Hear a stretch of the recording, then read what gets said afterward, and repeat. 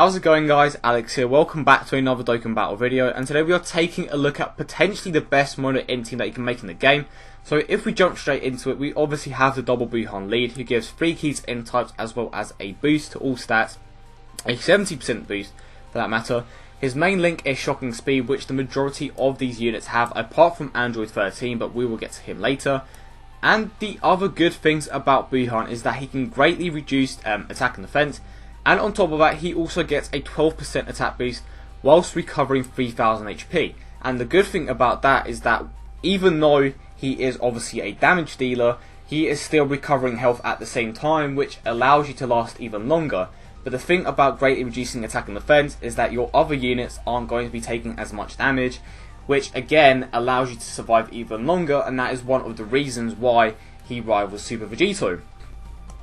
But if we now move on to Ultimate Gohan, he gets a 10,000 attack boost as well as 5 key when the key meter is 7 or more. So he is definitely going to be one of the hardest hitters in your team. Very solid unit overall. And he also gets an attack boost whenever he performs a super attack. It's very similar to the Kaioken mechanic. He causes supreme damage. So over time, because of how long the Dokkan events currently are, he is going to hit very hard. He could potentially be your hardest hitter in this team if the battle lasts long enough. And then we have Super Saiyan God Goku. What can I say? One of my favourite units in this game.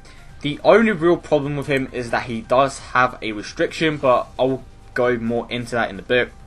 So he gets a 70% attack and defensive boost when HP is 50% or above. So the problem with that is that sometimes it can be a little hard to maintain that, but because of Buuhan's ability to greatly reduce attack and defense, it's going to be a lot easier when that debuff does happen, and it could potentially make him not redundant but useless when he does lose his ability to deal damage and sort of tank. But at the same time, he is an incredible unit that is going to hit ridiculously hard at Super Attack 10. You could potentially replace him for someone else if he isn't at Super Attack 10, but in my opinion, he is potentially one of the greatest units in this team thanks to his ability to deal damage. He has very good links, and I may be being a little bit biased because it's one of my favourite cards, but he's definitely up there with one of the best in units. And if he ever gets a Dokkan and they get rid of his passive restriction, he could potentially be the best Goku, but who knows, maybe in the future. So if we now move on to Janemba, another ridiculous unit. He gets a 5,000 attack and defensive boost, which is absolutely insane. So he is also a decent tank, and he also guards against all types of attacks. So he's guarding against super attacks, he's guarding against normal attacks, obviously.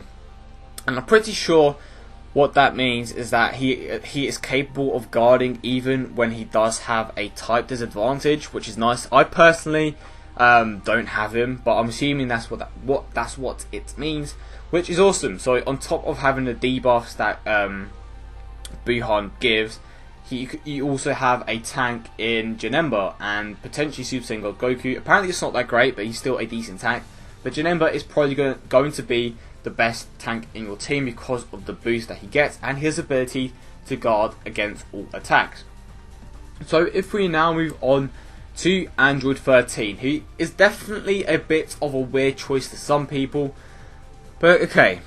The reason why this unit is good is because he is an orb changer, and I have no idea what that means. What does it say? Changing the technique cable to... Okay, that makes more sense now. So he changes tech balls to rainbow orbs, which is going to allow your Buuhan to deal major damage. I'm pretty sure I mentioned it earlier, but he gets a 12% attack boost, and he also recovers 3000 HP per orb collected. So he has an insane amount of potential damage. He is the best nuker in the game, and honestly, when you combine these two units together, you just have an insane amount of damage, and you're going to be dealing a ton, especially when you are greatly lowering their defense, because that defensive decrease is pretty big, especially when you are greatly lowering it. And now to Piccolo. He is a World Tournament exclusive who is eventually going to turn into a legendary rare. You are obviously going to require the medals that are given to you by competing in the tournament, but this is why he's good. He has shocking speed, and he gives a defensive boost to all your allies. Why is that good? Well, firstly, because this team is already ridiculously tanky, so by adding Piccolo... Oh, I'm sorry if you heard that. So by adding Piccolo to the team, the rest of your team is basically going to be even tankier, which is absolutely insane, and that just makes it easier for you to survive even longer, which isn't really that much of a problem at the moment. But when you add Piccolo's defensive boost to units like Android 13, Super Saiyan God Goku, and Janemba, who already tank a decent amount of damage, I honestly don't see how you're going to be struggling with Dokkan events. You will most likely not be using that many items at all, because of how much Buuhan regenerates, and on top of that you also have very tanky units. But the thing that makes this team great really is Buuhan. He is just an incredible unit. I've said this before, but he greatly loves attack and defense, so that basically renders all of your opponent's attacks useless. And he also greatly lowers defense, which it just makes it even easier for your units to deal with damage, and it's an incredible team, I'm not going to lie, and I managed to get rid of Gohan for whatever reason. But like I mentioned before, if you do want to get rid of the God Goku, you can potentially replace him with Turles.